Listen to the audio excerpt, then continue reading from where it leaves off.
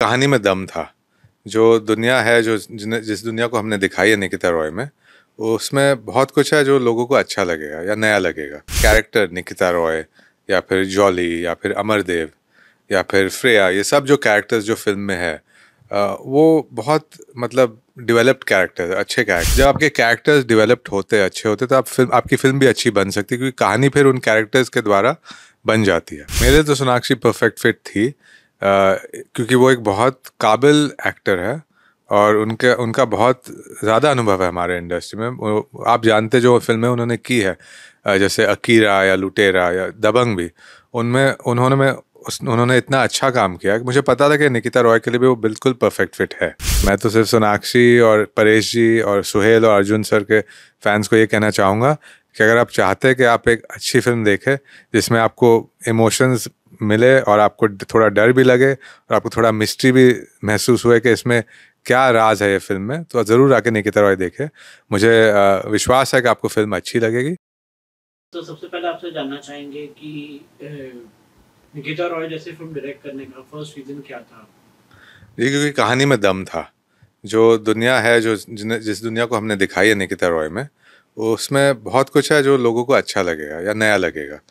दूसरी बात थी कि कैरेक्टर निकिता रॉय या फिर जॉली या फिर अमरदेव या फिर श्रेया, ये सब जो कैरेक्टर्स जो फिल्म में है, वो बहुत मतलब डेवलप्ड कैरेक्टर, अच्छे कैरेक्टर्स है। तो मुझे पता था कि जब आपके कैरेक्टर्स डेवलप्ड होते अच्छे होते तो आपकी फिल्म भी अच्छी बन सकती है, क्योंकि कहानी फिर उन कैरेक्टर्स के द्वारा बन जाती है। तो इसलिए सर, निकिता रॉय जैसे फिल्म बनाते वक्त सबसे बड़ा क्रिएटिव चैलेंज क्या था सर? कि कहानी को हमें रीवर्क करना पड़ा। हम एक ओरिजिनल स्क्रिप्ट थी जो अच्छी स्क्रिप्ट थी, पवन कृपलानी ने लिखी थी, लेकिन हमें उसको फिर उस पर हमें वापस काम करना पड़ा। तो ये चैलेंज था, क्योंकि हमारे पास ऑलरेडी अच्छी स्क्रिप्ट थी। हम उसे और अच्छा कैसे बनाए, हम कैसे समझे कि हमें क्या निकालना है इससे ताकि हमारे लिए वो और सही बने। तो ये एक चैलेंज था, बट ठीक है, क्रिएटिव प्रोसेस में चैलेंजेस आते हैं। सर, स्टारकास्ट की बात की जाए तो हम देख रहे हैं कि उसमें सोनाक्षी जी भी हैं, तो मतलब कि सोनाक्षी जी का चयन कैसे हुआ और क्या मतलब कि कितना परफेक्ट फिट बैठी वो निकिता रॉय के किरदार? मेरे तो सोनाक्षी परफेक्ट फिट थी, क्योंकि वो एक बहुत काबिल एक्टर है और उनका बहुत ज़्यादा अनुभव है हमारे इंडस्ट्री में। आप जानते जो फिल्में उन्होंने की है, जैसे अकीरा या लुटेरा या दबंग भी, उनमें उन्होंने इतना अच्छा काम किया कि मुझे पता था कि निकिता रॉय के लिए भी वो बिल्कुल परफेक्ट फिट है। स्लो बर्न थ्रिलर बनाना काफी नीश जॉनर है सर। तो आपको लगता है इंडियन ऑडियंस काफी रेडी है, अब रेडी है इस चीज के लिए? मैं ये टर्म जो आपने कहा स्लो बर्न, शायद मैं उसके साथ अग्री नहीं करूँगा, क्योंकि मेरी फिल्म बहुत फास्ट है एक्चुअली। 1 hour 43 मिनट्स की फिल्म है, एक्सक्लूडिंग क्रेडिट्स। तो एक्चुअली हमने ये सोच के बनाई थी कि आजकल शायद इंडियन ऑडियंसेस आजकल उनका उन कभी कभी उनके लिए वो जब चीज़ें फास्ट मूव करती है उनको और अच्छा लगता है। तो ऐसे हमने फिल्म को डिज़ाइन किया, लेकिन ये नहीं कि सिर्फ क्योंकि लोगों को फास्ट अच्छा लगता है, हम भी चाहते थे कि फिल्म फास्ट पेस्ड बने या फास्ट पेस्ड चले। सर, डायरेक्टर बनने का सपना कब और कैसे पैदा हुआ? क्या कभी आपको लगा कि ये जर्नी आगे चल के कहीं कुछ हुआ नहीं और रुक जाएगी? नहीं, मुझे विश्वास तो था कि मैं बन पाऊंगा डायरेक्टर, क्योंकि मैंने वो पढ़ाई भी की थी, असिस्ट भी किया था, बहुत वक्त लगाया था। तो लेकिन हाँ, कभी कभी वही होता है कि आपकी ड्रीम आपके स्पीड से नहीं सफल होती है। कभी कभी उसको ड्रीम को हकीकत में साबित होने का थोड़ा और टाइम लग जाता है, बट नहीं, विश्वास नहीं हारते। देखिए, मेरे फादर भी जब आए थे तो उनके पास ना तो कुछ कनेक्शन है ना तो कुछ बैकग्राउंड था। उनको भी टाइम लगा था, शायद उनको कम टाइम लगा था बिकॉज उन एक्टर थे, उनका काम आगे दिखता है। मुझे थोड़ा और टाइम लगा बिकॉज मैं डायरेक्टर हूँ, मेरा काम कैमरा के पीछे रहता है। लेकिन नहीं, ये ड्रीम में विश्वास मैं कभी हारा नहीं। आप अपनी जर्नी संजय लीला बंसाली और अभिनव कश्यप के साथ शुरू की, तो उन दोनों के क्या अलग अलग कुछ सीखने को मिला? संजय सर तो मतलब हमेशा आप जानते हैं कि वो बहुत डिटेलिंग में जाते हैं, बहुत मतलब, और उनके पास वक्त भी उतना होता है वैसे उस तरीके का काम करने के लिए। तो उनसे मैंने डिटेलिंग के बारे में सीखा जहाँ तक मैं सीख सकता हूँ। जैसे मैंने कहा, ये मैं नहीं कहूँगा क्योंकि झूठ होगा कि मैं उनके लेवल तक डिटेलिंग कर पाता हूँ। अभी के लिए तो नहीं, बिकॉज हमारे पास, मैं नया डायरेक्टर हूँ, हमारे पास कम वक्त होता है सेट पे।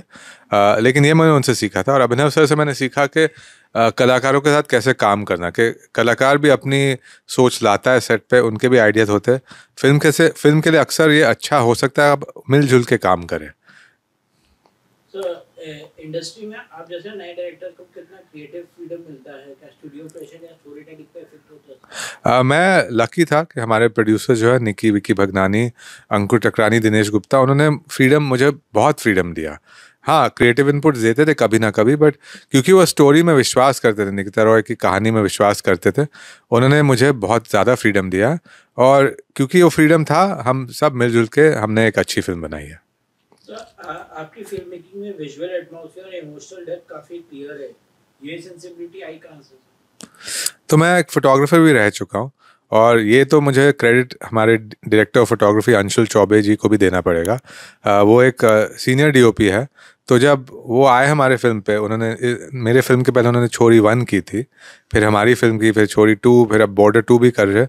तो उनके उनके अनुभव के कारण भी हमारी फिल्म ऐसे लग रही है, जो आपको लगा थोड़ा नया लुक है या फ्रेश लुक है। सर, आप ग्राउंडेड और बैलेंस कैरेक्टर्स लिखते हैं, जो आजकल की ओटीटी लैंडस्केप में लाउड और फॉर्मूला ड्रिवन कैरेक्टर्स ज़्यादा डिमांड में हैं, तो क्या मैं रियल कैरेक्टर लिखता हूँ। ग्राउंडेड या लाउड वो एक कह सकते हैं एडजेक्टिव है कि, लेकिन जो कैरेक्टर जो होगा वो उसके पर्सनैलिटी के हिसाब से वो बिहेव करेगा। तो जैसे अगर जॉली है, वो थोड़ा ओवर द टॉप है हमारे फिल्म में, बिकॉज वो सोशल मीडिया इन्फ्लुएंसर भी है। सोनाक्षी इस वक्त जो फिल्म में उनका कैरेक्टर है निकिता रॉय, वो थोड़ा सीरियस है। अमरदेव जो परेश जी के कैरेक्टर है, वो थोड़े अपने, वो जानते हैं लोगों को कैसे दिल बहलाना है, लोगों को कैसे बात करना ताकि वो उनकी बात सुने। तो ये रियल कैरेक्टर है। अब जो उनके इमोशनल स्टेट्स हो गए, उस हिसाब से वो लोग फिर बिहेव करेंगे। तो मैं, जो आपका सवाल था, मैं ये नहीं मानूंगा कि मैं कोई प्लेटफॉर्म या कोई मीडियम के लिए कैरेक्टर्स लिख रहा हूँ। मैं कैरेक्टर्स इसलिए लिखवाता हूँ या लिखता हूँ ताकि वो आप तक पहुँच पाए, ताकि आपको लगे कि हाँ ये रियल है। Global resonate stories with Indian heart, ये बैलेंस मेंटेन करना इजी है, या कभी लगता है कि यार ग्लोबल के चक्कर में देसी रियलनेस डाइल्यूट हो गई?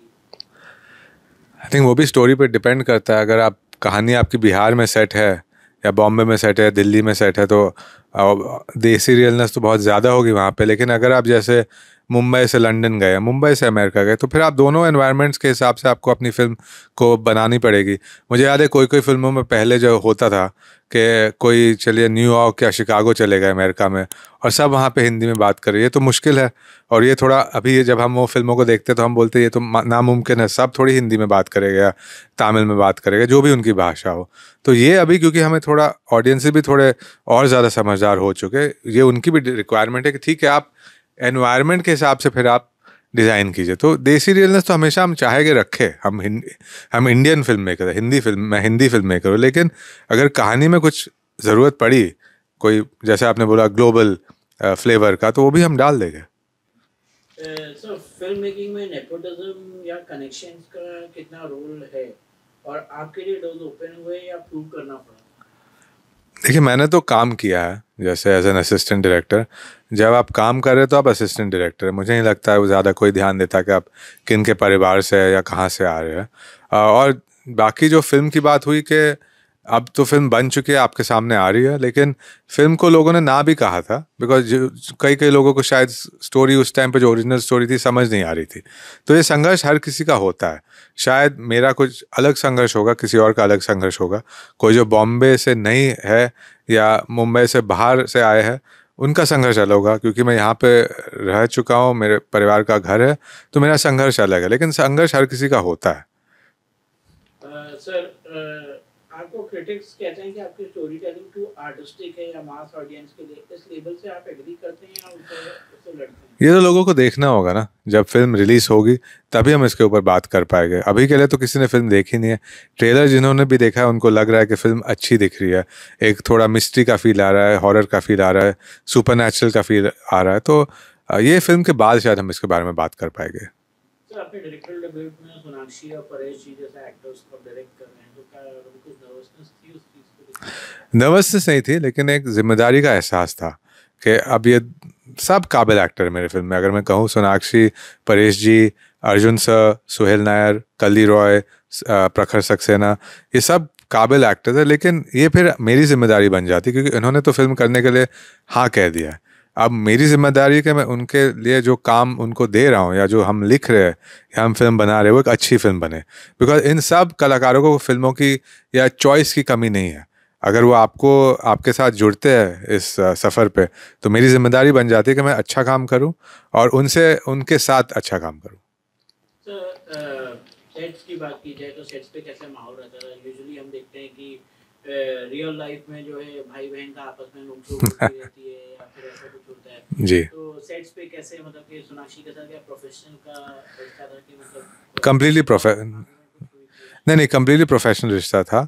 मैंने कह भी दिया कि सिर्फ एक छोटा सा डिबेट हुआ था आइसक्रीम के रंग के ऊपर, कि हमारे एक सीन में दोनों कैरेक्टर्स आइसक्रीम खा रहे थे, सोनाक्षी और सोहेल के कैरेक्टर्स।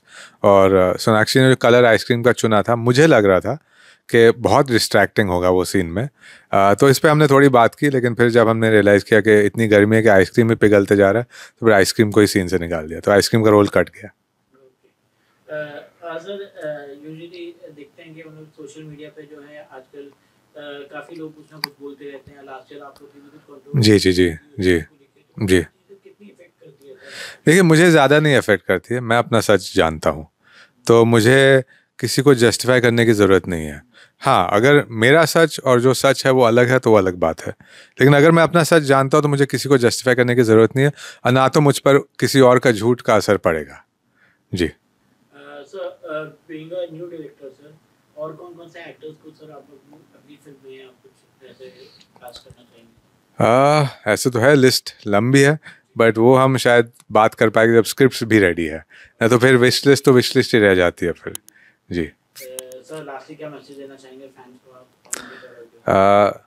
मैं तो सिर्फ सोनाक्षी और परेश जी और सुहेल और अर्जुन सर के फैंस को ये कहना चाहूँगा कि अगर आप चाहते हैं कि आप एक अच्छी फिल्म देखें जिसमें आपको इमोशंस मिले और आपको थोड़ा डर भी लगे और आपको थोड़ा मिस्ट्री भी महसूस हुए कि इसमें क्या राज है ये फिल्म में, तो ज़रूर आके निकिता रॉय देखें।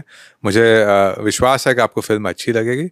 हॉरर जॉनर की बात की जाए, जी थ्रिलर्स की बात की जी जाए, तो हमारे उसमें वैसे जॉनर्स बनते नहीं हैं जैसे हॉलीवुड में बनते जी हैं। जी। तो मतलब कि क्या कमी रह जाती है आपके हिसाब से? नहीं, देखिए, हॉलीवुड से पहले तो तुलना करना सही नहीं होगा, बिकॉज हमारे बजट और उनके बजट में ज़मीन आसमान का फ़र्क है। अगर वहाँ पे वो लोग मान लीजिए $50 मिलियन की भी फिल्म बना रहे हैं, तो अंदाज़ा लगा कि $50 मिलियन कितना हो सकता है, आप समझ सकते हैं। हमारे फिल्म के बजट्स वहाँ तक पहुँचते भी नहीं है। मान लीजिए अगर हम $10 मिलियन की भी फिल्म वहाँ पे बना रहे हैं, तो यहाँ पे भी वो बजट भी बहुत बड़ी बजट वाली फिल्म होगी, तो हम तुलना नहीं कर सकते, लेकिन हम कोशिश कर सकते हैं। मिस्ट्री में क्या होता है कि जो आप दिखाते हैं या छुपाते हैं, छुपाने में ज़्यादा मज़ा आता है।